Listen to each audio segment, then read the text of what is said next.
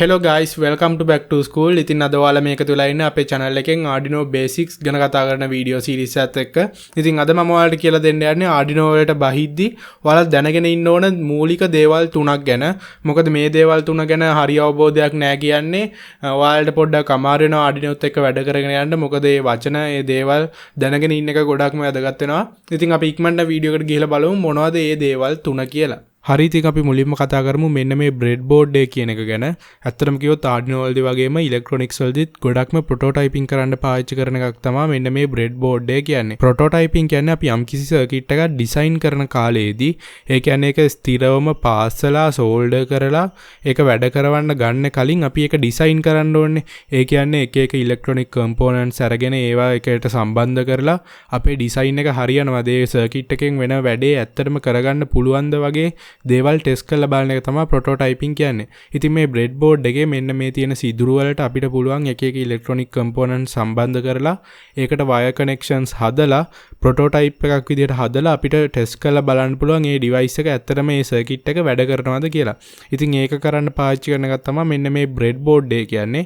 Arduino වලදීත් අපිට පුළුවන් එක එක sensors එක එක modules මේකට plug කරලා අපි ස්ථිරවම සර්කිට් එකක් ඩිසයින් කරගන්න කලින් ප්‍රොටෝටයිප් එකක් විදිහට හදලා ටෙස්ට් කරලා බලා ගන්න පුළුවන් මේ බ්‍රෙඩ්බෝඩ් එක පාවිච්චි කරලා. ඉතින් මේ බ්‍රෙඩ්බෝඩ් එක උඩින් මෙහෙම සිදුරු තිබ්බට ඇතුලෙන් යකඩ පටි වගේ දේවල් ටිකක් තියෙනවා. යකඩ පටි තියෙනවා. ඒකෙන් මේ සිදුරු අතර කනෙක්ෂන් එකක් හැදිලා තියෙනවා.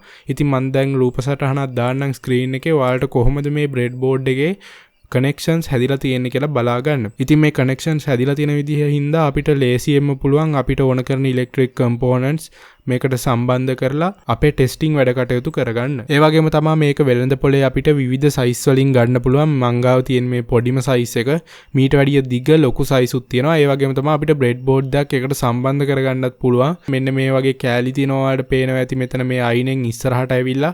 ඉතින් මේවා පුළුවන් තවත් බ්‍රෙඩ්බෝඩ් එක පිටිපස්සට සම්බන්ධ කරගන්න මෙන්න මේ කවුළු වලට දාලා. ඉතින් මේ විදිහට අපිට බ්‍රෙඩ්බෝඩ් ගොඩක් උනත් සම්බන්ධ කරගෙන අපිට අදාළ සයිස් එකේ ප්‍රොටෝටයිපින් බෝඩ් එකක් හදාගන්න පුළුවන්. ඉතින් ඒ වගේම තමයි මේ බ්‍රෙඩ්බෝඩ් එකක් අපිට හැමදාටම තියාගන්න බෑ. මොකද මේක ඇතුලේ තියෙන ඇලුමිනියම් පාර්ට්ස් වලට ලෙඩ් එක එහෙම නැත්නම් අර ඔක්සයිඩ් බැඳෙනවා කියලා අපි කියනවා. එහෙම වෙනවා. ඉතින් එහෙම වුණාම අපිට මේවා සම්බන්ධ කරාට මේකට ඉලෙක්ට්‍රොනික කම්පොනන්ට්ස් ඒක හරහා කරන්ට් එක යන්නේ නැහැ. ඉතින් අපිට පොඩි කාලයක් තමයි මේවා පාවිච්චි කරන්න පුළුවන්. මොකද ජල වාෂ්ප වැඩි පරිසරයක ඔයාලා මේක තියලා තියෙනවා නම් මේ සිද්ධිය ඉක්මනට වෙන්න පුළුවන්. එහෙම වුණොත් ඉක්මනට මේ බ්‍රෙඩ්බෝඩ් එක සවුත් වෙලා යන්න පුළුවන්. ඒකින්ද මේක ගොඩක් කල් අවුරුදු ගණන් ස්ටෝර් කරලා තියාගන්න පුළුවන් දෙයක් නෙවෙයි. ඒ වුණාට ඉතින් මේක ගානත් සැලකිය යුතු මට්ටමකින් අඩුවෙන් තියෙන්නේ. ඉතින් ඒකින්ද අපිට ප්‍රශ්නයක් නැහැ. අපිට ඕන වෙලාවට මේක වැඩ කරන්න නැත්නම් අලුත් එකක් ගන්න හැකියාවකුත් තියෙනවා. ඉතින් ඒ වගේම තමයි මේ ඉලෙක්ට්‍රොනික්ස් වැඩවලදී බ්‍රෙඩ්බෝඩ් එකක් පාවිච්චි කරන එක බෙස්ට් ප්‍රැක්ටිස් එකක් විදිහට තමයි හඳුන්වන්න පුළුවන්. මොකද අපි මුලින්ම මේ සර්කිට් එකක් පාස්සලා ඊට පස්සේ ඒක වැඩ කරනවද කියලා ටෙස්ට් කරලා බලද්දි මොකක් හරි ප්‍රශ්නයක් ආවොත් අපිට ඒක වෙනස් කරගන්න ඒ වගේම කෑල්ලක් ඕන නම් රීප්ලේස් කරගන්න වගේ දේවල් කරගන්න අමාරුයි. මොකද අපි පාස්සලා තියෙන නිසා. ඉතින් මේ වගේ බ්‍රෙඩ්බෝඩ් එකක් අපි හැම වෙලාවෙම ප්‍රොටෝටයිපින් වලට පාවිච්චි කරොත් ඔයාලට ලේසියෙන්ම පුළුවන් මෙතනින් ගලවලා අයින් කරලා ආය අලුත් කම්පොනන්ට් එකක් සෙට් කරලා අපේ ටෙස්ටිං වැඩ ටික කරගන්න සාර්ථක විදිහට. හරි අපි ඊළඟට කතා කරන්න යන්නේ මෙන්න මේ ජම්පර් වයර්ස් ගැන. ඉතින් ජම්පර් වයර්ස් කියන්නේ ඇයි කිව්වොත් අපි මේවා පාවිච්චි කරන්නේ සාමාන්‍යයෙන් අපි බ්‍රෙඩ්බෝඩ් එකේ මොනවා හරි ඉලෙක්ට්‍රොනික කම්පොනන්ට්ස් දාලා ඒවට කරන්ට් එක සප්ලයි කරන්න ඒ වගේ මේ වගේ කනෙක්ෂන්ස් හදන්න ඒ වගේම බ්‍රෙඩ්බෝඩ් එකත් එක්ක අපි Arduino බෝඩ් එක සම්බන්ධ කරද්දි ඒ වගේම තමයි Arduino බෝඩ් එකත් එක්ක අපි එක එක මොඩියුල්ස් සම්බන්ධ කරද්දිත් මෙන්න මේ ජම්පර් වයර්ස් කියන ඒවා පාවිච්චි කරනවා. ඉතින් මේවා මේ පාට තියෙන අඳුර ගන්න ලේසි වෙන්න ඒ වගේම තමයි මේ වයර්ස් වල දෙකෙලවරේ අපිට බලා ගන්න පුළුවන් පෝට්ස් තියෙනවා. ඉතින් ප්‍රධාන වශයෙන් පෝට්ස් වර්ග දෙකක් තියෙනවා. ෆීමේල් පෝට්ස් සහ මේල් පෝට්ස් කියලා. ඉතින් මේ දෙපැත්තේ තියෙන පෝට්ස් අනුවත් මේ වයර්ස් වර්ග තියෙනවා. ඒ කියන්නේ මේල් ටු මේල් වයර්ස් තියෙනවා, මේල් ටු ෆීමේල් වයර්ස් තියෙනවා, ෆීමේල් ටු ෆීමේල් වයර්ස් තියෙනවා. මෙන්න මේ විදිහට වර්ගයක් තියෙනවා. දෙපැත්තේ තියෙන පෝට් එක අනුව ෆීමේල් පෝට් එකක් කියන්නේ මෙන්න මේ විදිහට මෙන්න මේකක්. මේ තියෙන්නේ ඔයාලට බලා ගන්න පුළුවන් මේ ෆීමේල් වයර් එක අග තියෙන්නේ සිදුරක් තියෙන පෝට් එකක්. ඉතින් මේල් වයර් එක අග තියෙන්නේ මෙන්න මේ විදිහට කම්බි කූරක් එළියට ඇවිල්ලා තියෙන පෝට් එකක්. ඉතින් අපි මේ දෙකක් සම්බන්ධ කරද්දි මෙන්න මේ විදිහට මේ සිදුරක් ඇතුළට මෙන්න මේ කම්බිය මෙන්න මේ විදිහට දාලා අපිට පුළුවන් මේ වයර්ස් අතර කනෙක්ෂන් හදන්න. ඒ වගේම තමයි අපි මොඩියුල් එකකට සම්බන්ධ කරද්දිත් මේ මොඩියුල් එකේ ෆීමේල් පෝට්ස් නම් තියෙන්නේ.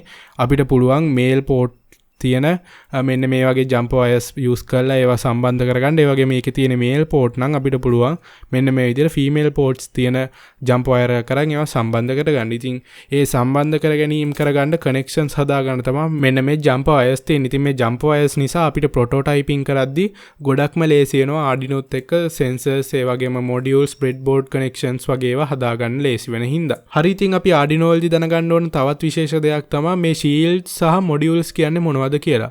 මම අද ඔයාලට මේ පෙන්නන්න ගෙනලා තියෙන්නේ motor driver shield එකක් සහ module එකක්.